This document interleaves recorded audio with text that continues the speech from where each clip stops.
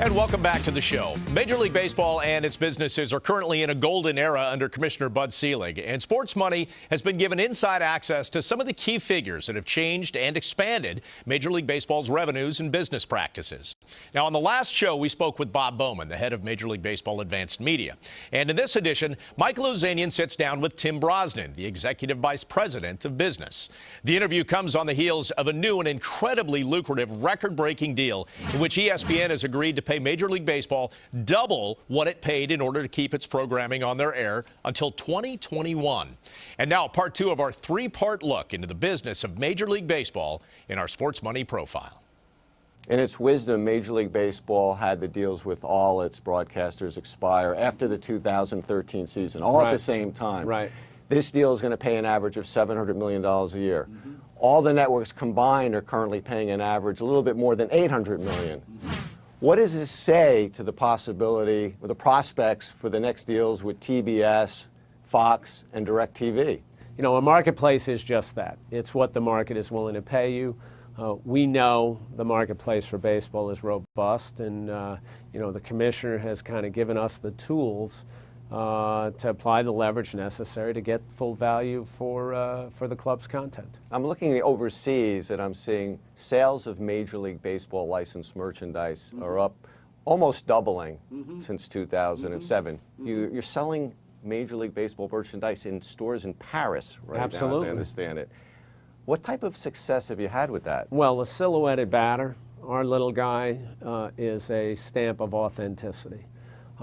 And while in the United States it's a stamp of authenticity about baseball, around the globe it's the silhouetted batter is a fashion icon, and it stands for cool in a lot of markets. And so, you know, that fitted hat turned around backwards with the silhouetted bat staring at you, it means you're cool, you're hip. We've taken advantage of the power of the silhouetted batter brand to branch out into a lot of businesses that are not necessarily fan or baseball centric. What countries are you selling the most merchandise in now? Our European business has exploded. I mean, it's had a, you know, 30, 40, 50% growth in the last number of years. Our Japanese marketplace is the biggest for us across our international business. Our media business there is very strong. Our merchandising business there is very strong. But we're always looking at new markets. We have our eye on, you know, Southern Latin America, Brazil, you know, a middle class that's just exploding. We see as one of our sweet spots. And so, again, with the ability from our management, our leadership, to take risks, we're able to branch into businesses that again, are not necessarily fan-centric, but are consumer-centric, and reaching out to consumers, telling them that baseball, it's about more than the game. What are the biggest changes you've made to MLB properties since you became the top dog, so to speak? Really what we've done is become acutely consumer-centric. You know, folks in our business, even the commissioner likes to say about attendance, we used to just open the gate and expect people to come. We now are respectful of our fans' wishes, attentive to our fans' wishes in a way that we've never been before. Take a simple piece, the uniform top. For years and years and years and years, Major League Baseball produced a uniform top for its players to play in that was essentially a boxy, double-knit polyester piece. And then we put it up in stores and said to people, you ought to buy this. And when they put it on, they sweated and it looked bad, and they put it back in their closet. Now, you know, what the players wear on the field is actually an athletic performance piece, highly technical, high performance wear, but it's also something that you would put on, and it would be not only an authentic piece, it'd be a fashion piece, very usable, very practical.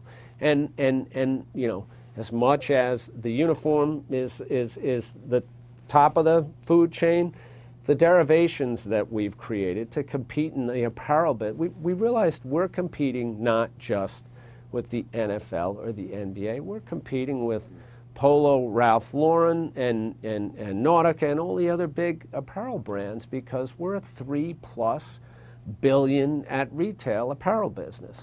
And we are now letting the customers tell us what the demand is. We're allowed to take risks, which baseball was really not in the business of in many years past. And we've been able to grow the business top line double digits probably for the last dozen years, and it's a result of customer focus and efficiency. We get to the customers what they want in time enough that when they want it, they can have it. What made you guys become less averse to risk than you used to be? You know, what made you go into these changes? There was a demand to grow the business. Yeah, but I mean the attitude changed. I mean, it was much more conservative going back several years ago, and you know, it did become willing to take more risks. You take baby steps and you say to people, would you let us do this?